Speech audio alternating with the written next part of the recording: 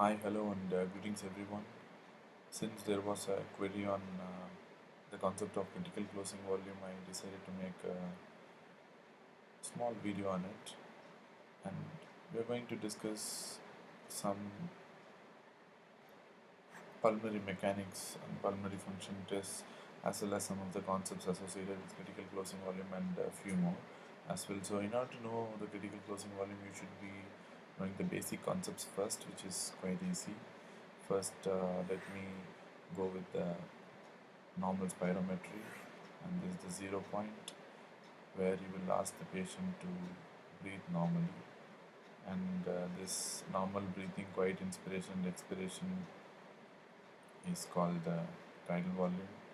And this is a rough diagram. Please don't think that inspiration is more than expiration. It should be equal actually, but since I'm hand drawing it, it's a bit of asymmetry, but still forgive me for that. And this is the normal tidal volume, and in order to measure the vital capacity, you're going to ask your patient to inhale to the maximum and exhale to the maximum. So this is your inspiratory reserve volume, which is nothing but the maximum volume of air you can breathe in after a normal quiet inspiration. And this is your expiratory reserve volume, which is the maximum amount of air you can exhale after a normal quiet expiration. And there's no doubt in that adding all this inspiratory reserve volume plus this tidal volume plus expiratory reserve volume is going to give you a vital capacity. And this no-brainer, and adding two volumes you will get a capacity. So, and adding two or more volumes you are going to get a capacity. In this way you are going to get a vital capacity. And now this is the residual volume. Everyone knows this is the volume which you cannot exhale, and this is the volume which is always present in the lungs no matter how much you exhale. Maybe later on we'll discuss the mechanism of the residual volume as well, but now trust me, you know the definition of residual volume, that the volume remains in the lung even after maximum exhalation. And this is the functional residual capacity, or FRC, and this is the volume of the lungs which remain after a normal quiet inspiration, which includes expiratory reserve volume plus residual volume. There are certain importances in the functional residual capacity. So first, what are the importance in functional residual capacity is it maintains the partial pressure of oxygen in the alveoli even during expiration or exhalation. That is the most important point, and which in other words means that it maintains gas exchange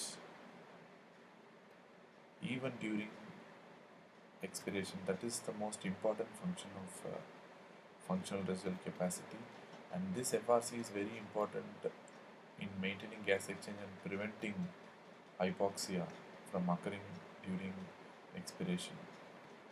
Preventing hypoxia during expiration. That is the most important point regarding the functional residual capacity. Now, what is the relationship between this and the critical closing volume? Actually, it's pretty simple, and so first you have to know the mechanics of normal expiration. So, for example, take this is the alveoli at the end of inspiration. It's full of air, and there are a lot of forces at the end of inspiration and at the beginning of expiration, which is making a tendency to collapse the alveoli. One is acting from inside the alveoli, and two forces are acting from outside the alveoli. So first, let me tell you, the first force which is acting from within the alveoli is the elastic recoil, and the other two forces which are going to act from outside are two forces. One is going to be the weight of the lung itself, especially on the base of the lung. Why I am specifically telling the base of the lung is, you know very well that it is the place where maximum ventilation as well as maximum perfusion occurs. So that's why this base of the lung assumes so much of importance. But still, the two forces are, one is the weight of the lungs tending to act from outside and tending to collapse the alveoli, and one more is the diaphragm which is being pulled up, and also the intercostal muscles which are being contracted, which are going to collapse the alveoli. So alveoli is going to collapse and decrease in size for say up to this, but still it is prevented from collapsing completely by a lot of factors. Number one is your surfactant, you all know, and number two is mainly the dynamic airflow compression or dynamic airway compression, which again we will discuss in the concept of residual volume. Dynamic airway compression. These two factors prevent, and there are certain other factors also which I'm not going to discuss now, but remember these two are very important to our concepts, especially the surfactant, which is going to prevent the complete collapse of the alveoli during expiration. So now what really happens is, for say, okay, first let us know the definition of critical closing volume. The volume at which the airways at the base of the lungs start collapsing or start closing, in fact, is called the critical closing volume. For say, in a normal person, the critical closing volume is almost equal to the residual volume. Actually, why? Because is when you add because this is forceful expiration, right? When you add more and more pressure to your alveoli, more and more pressure from outside the alveoli, you are having a tendency to collapse the alveoli, and at a certain point, almost near the residual volume, at this point, you are going to overcome the protective factors and you are going to collapse the alveoli completely. That's why you cannot exhale any more air beyond this point. So this is very important. So in a normal person, the point at which the critical closing volume lies is near the residual volume, but it is in a normal person. But what happens if it is a disease lung? For say you have a very less number of surfactant or no surfactant at all, or a defective surfactant, whatever it is.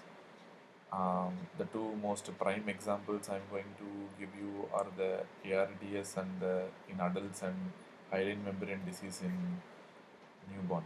So what happens here is, because of no protective factors, the alveoli tends to collapse at a much earlier stage because the protective factor is lost. So whenever you try to exhale much more rapidly, your alveoli is going to collapse, or airways are going to collapse at this point itself, for say.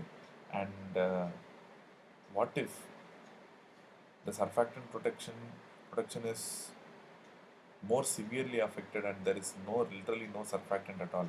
And now the scenario comes like that. I'll change the color. Now the scenario comes like your airway starts collapsing during normal expiration itself. So at this point itself.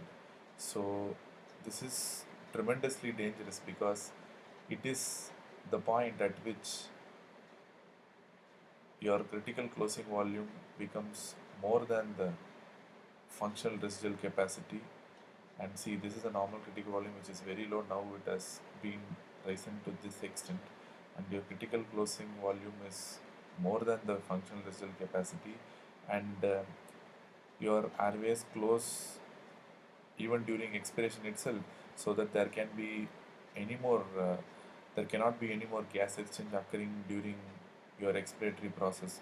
So at this point, overwhelming hypoxia ensues, because not only the surfactant is already a severely diseased lung, so overwhelming hypoxia ensues, and the patient might die. So it is at this point when the critical closing volume is more than the functional residual capacity. Normally, the hyaline membrane disease or ARDS ensues. So I told you some of the protective strategies for this. Some of the protective strategies for this. One is to raise the peep. The concept of raising peep is nothing but this is the baseline, all right, and now you are going to shift the baseline to here by increasing the peep. Peep is nothing but positive end expiratory pressure. So even at the end of expiration, you are going to maintain this pressure simultaneously. I mean, you are going to raise this point to here, and so your new tidal volume curve is going to be like this. So see, now just by raising the P, right, just by raising the end expiratory pressure and maintaining respiration at a higher pressure, you are just overcoming the critical closing volume, and now your new functional residual capacity will be this. Increasing the PEEP also increases the functional residual capacity. Note this point, this also might be an MCQ in the future. Increasing critical closing volume. Sorry. Uh, Increasing your PEEP might increase your functional residual capacity as well. Please note this point. So this is one of the strategies you take in ARDS and hyaline membrane disease. Just increasing the PEEP has shown a tremendous mortality benefit in ARDS. So let's move on to the summary. So in summary, your critical closing volume or closing volume is almost near to the residual volume in a normal patient, and number one. Number two is in hyaline membrane disease or severe ARDS, your critical closing volume is going to be more than the functional residual capacity. And number three is PEEP can increase the functional residual capacity. By increasing the functional residual capacity, you are making your functional residual capacity more than the critical closing volume, so that it's a very effective strategy that can be followed in ARDS and hyaline membrane disease. And number four is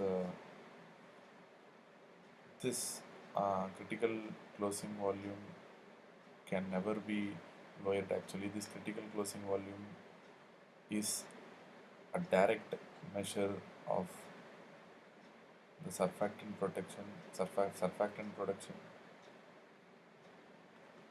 and few of the some other protective factors, but that's not more important, but it's directly proportional to the surfactant production. So that's it about the critical closing volume. So I'll give another video on what is dynamic airway compression and the concept of residual volume and why you get